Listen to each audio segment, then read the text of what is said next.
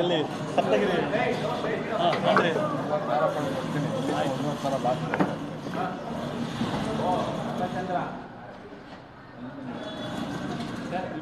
कर्नाटक में जो एसआईआर चल रहा है सर, बहुत कुछ कंप्लेंट्स आ रहे हैं सर।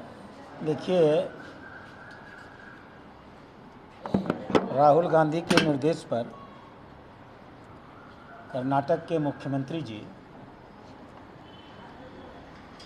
पूरे के पूरे एसआईआर की प्रक्रिया को कांग्रेस के राजनीतिक हित में प्रभावित करने का पूरा प्रयास कर रहे हैं। हम लोगों को पहले से भी इसका डर था, इसका एहसास था कि चुनाव आयोग के जो डायरेक्टिव्स हैं कि बीएलओज एक एक घर में 3 बार जाएंगे, खुद ही इनॉमिनेशन फॉर्म बांटेंगे, लोगों को मैपिंग करने की बात सिखाएंगे, फॉर्म भरने का तरीका सिखाएंगे।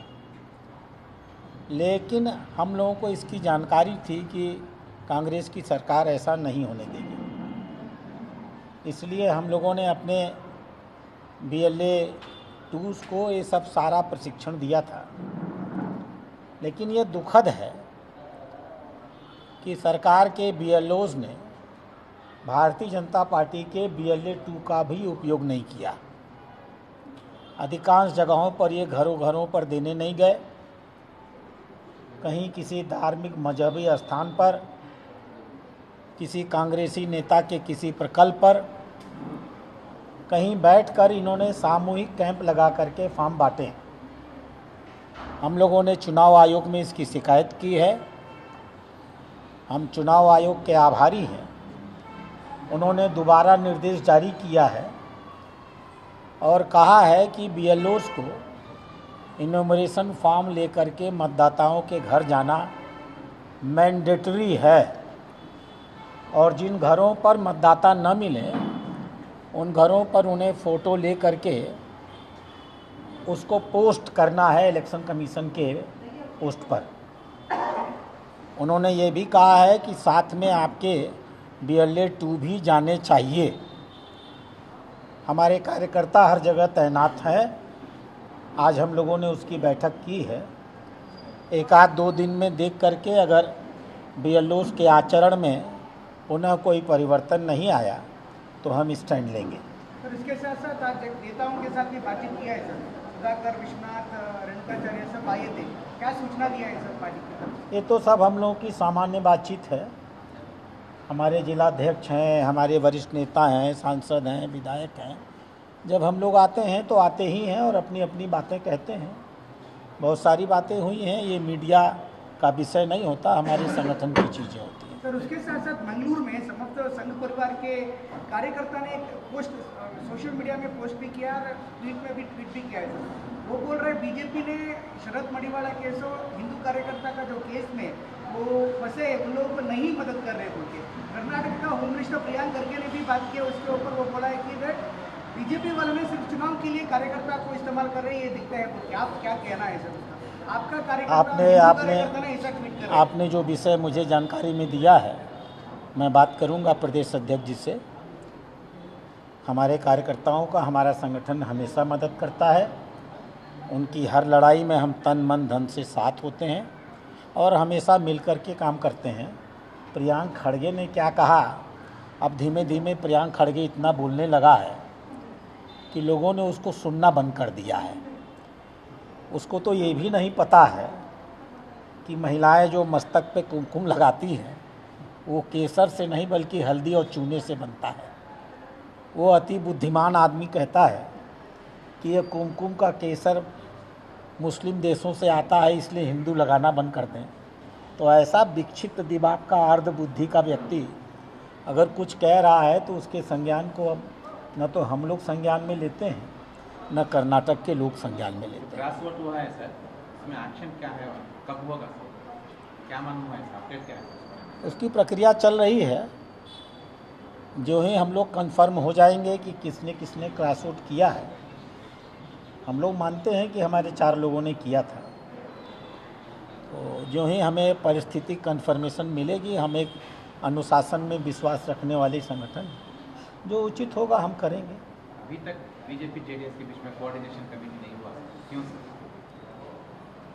कोऑर्डिनेशन कमेटी तो एक शरीर होता है, हमारी उनकी तो लगातार बातचीत होती है और हम लगातार उनके संपर्क में रहते हैं, हर चुनाव में रहते हैं, चुनाव न हो तो भी रहते हैं।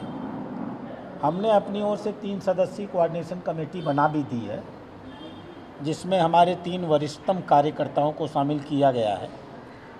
माननीय प्रदेश अध्यक्ष विजेंद्र येदियुरप्पा जी, माननीय leader of opposition R Ashok ji और हमारे केंद्रीय कैबिनेट मंत्री माननीय प्रहलाद जोशी जी, हमने इन 3 लोगों को उस कोऑर्डिनेशन कमेटी में नामित किया है। आज आपने जिन लोगों से बात किया उन लोगों को नोटिस वगैरह कुछ देते हैं क्या सर? नोटिस देने जैसी बात होती है तो देते हैं। अब अनावश्यक हम अपने सांसदों और विधायकों को बिना कुछ किए नोटिस देने लगे, ये भी तो उचित नहीं है। सर उसके साथ साथ बाई इलेक्शन भी आ रहे हैं सर, हिरियूर में जेडीएस इस बार टिकट मांग रही है, बीजेपी का क्या स्टैंड होगा सर? आप बातचीत के लिए तैयार हैं? नहीं अब तो ये बातें हम लोग मीडिया से नहीं सुनेंगे, हमारे और उनके बीच की लगातार बातचीत चलती है। कल भी हमारे अध्यक्ष माननीय कुमारस्वामी जी के साथ बैठने वाले हैं 11 बजे, वो दोनों मिल करके जो तय करेंगे तब हम लोग उस पर निर्णय लेंगे। वो लड़ने वाले हैं नहीं लड़ने वाले हैं, ये सूचना हम मीडिया के थ्रू नहीं ले पाएंगे। हमारे पास सूचना के आदान प्रदान का स्वयं का रास्ता और स्ट्रक्चर है। जेडीएस वाले ने खुद मीडिया के सामने बोला है कि वो बहुत इच्छित है। आप मीडिया वाले लोग बहुत खतरनाक हैं कर्नाटक के लोग,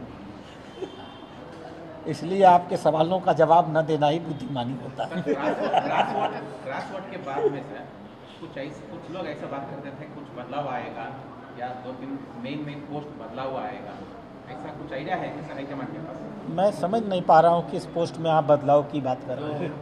party president post, opposition leader post. ये सूचना आपको कहाँ से मिली कि क्रॉस वोटिंग के बाद बदलाव आएगा? मुझे नहीं मालूम है। आप लोगों के पास बहुत सूचना का तंत्र होता है, आप इसके लिए बधाई के पात्र हैं। हम लोग के पास ऐसा सूचना तंत्र नहीं है। कुछ भी चेंजेस नहीं होगा। मैंने तो ये कहा नहीं कि नहीं होगा, मैंने ये कहा कि क्रॉस वोटिंग के बाद होगा। ये सूचना आपकी कहाँ से मिली ये आप जानिए। होगा या नहीं होगा मैं इसके बारे में अभी यहाँ नहीं कह सकता। जब होगा तो आप जानेंगे, नहीं होगा तो भी आप जानेंगे। सरकार तो बोल रही है अपोजिशन वीक है कर्नाटक, तो उनके लिए तो अच्छा है।